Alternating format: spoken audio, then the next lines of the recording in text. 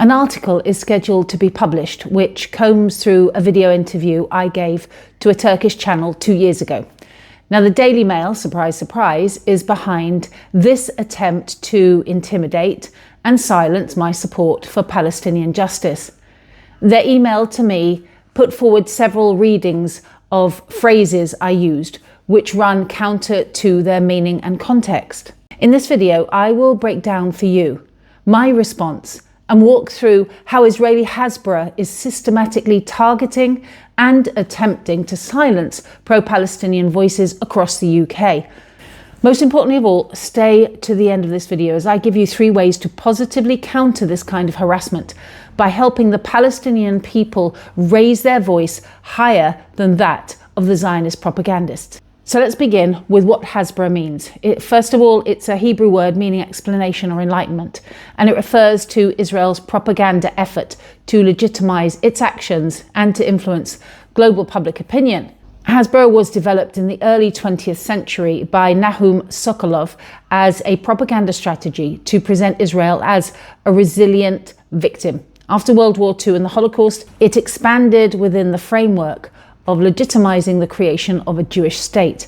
And its 3 main propaganda axes include 1. The victimhood of the Jews.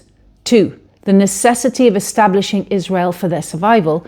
And 3. The existence of a permanent threat against Israel. This strategy is implemented through content production on social media, for example, from lobbying and training of media activists who then go on and give a list of names who they want to intimidate. How does this work in the UK? With coordination. $150 million of new allocation by the Israeli government has been put forward for public diplomacy, i.e. Hasbara, since 2024. That is a 20% increase from previous years, and they are targeting UK media and social media. Who coordinates it? Quite simply, the Israeli Foreign Ministry, the Ministry of Strategic Affairs, and the Prime Minister's office. And just to be clear, everything I mention in this video is sourced below. And under the new budget, Israel's Foreign Ministry will receive the $150 million on top of what it gets for its existing activities and what's officially known as public diplomacy. However, the world is no longer buying Israel's explanations. The justifications for the genocide in Gaza just don't fly anymore.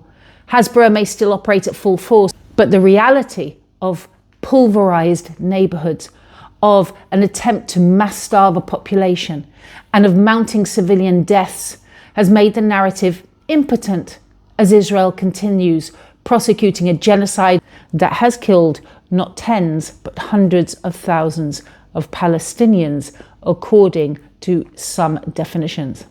So what are the tactics that are put into place? Well, firstly, they create fake social media accounts and pages. And then, of course, they use emotional manipulation and fear-based messaging. Be quiet on Palestine or we come for you. In the UK specifically, the Daily Mail is known for amplifying Israeli narratives, including having to pay $152,000 in libel damages for publishing false terrorist allegations against the Palestinian charity Interpol. And what of the BBC? Well, we know of the pressure to adopt pro-Israel language there. And on social media, there are coordinated campaigns on UK platforms to have people like me removed. So here's my response. The issue that the Mail want to distort is a clip where I discuss conversations and interviews I was having in Gaza and the West Bank before I was even Muslim. In fact, the story I am telling is about a time when I was, get this, reporting for the Mail on Sunday, a newspaper in the same stable of publications as a certain Daily Mail. As a Western journalist at the time, I used the term Stockholm Syndrome back in 2005 or 2006 in the very way that was expected of journalists to provoke a response from Palestinians. You see, mainstream hacks see the world through an exaggerated lens. When I spoke of being shocked that the Palestinians were so placid in the face of violence, this was not a call to violence, but quite the opposite. It was an expression of wonder at their stoicism, at their calmness in the face of adversity, a steadfastness clearly underpinned by their Islamic beliefs. I have long since stepped away from the type of gutter journalism apparent at the Mail and Mail on Sunday. And now, as a Muslim, my position in no way conflicts with international law, which does permit resistance. Oh, by the way, I almost forgot to mention, the story being published to harass me, it's being generated from a writer who is based in, guess where? Israel.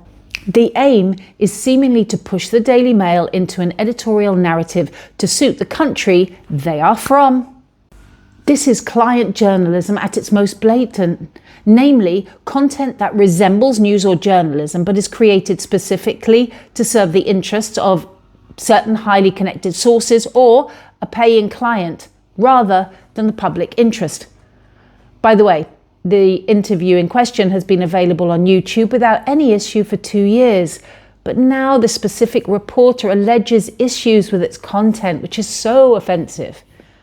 Take it up with the Turkish editors. The video was recorded and edited in Istanbul by a company over which I have no influence and under that jurisdiction. So the Daily Mail is yet another media archaeologist digging up old statements to try and cause issues for voices opposing the occupation of Palestine. This is my response to their current attempt. I have asked them to publish this response in full and not selectively. Let's see. So here's what you can do. Firstly, arm yourself with good information. Make sure you're following Palestinian content from the West Bank and from Gaza, and support Palestinian voices in the arts. Now look, one of the best ways is to support Palestinian voices. This week, a new film is out. It's called The Voice of Hind. It's about the murder of Hind Rajab, whose car that she was in was shot 350 times or more by the IOF. Please go and see it. It may be painful, but it's important, and you need to engage with this. And finally, you can resist oppression by helping Gazans living through continued ongoing genocide. I'm fundraising for the families of murdered healthcare workers.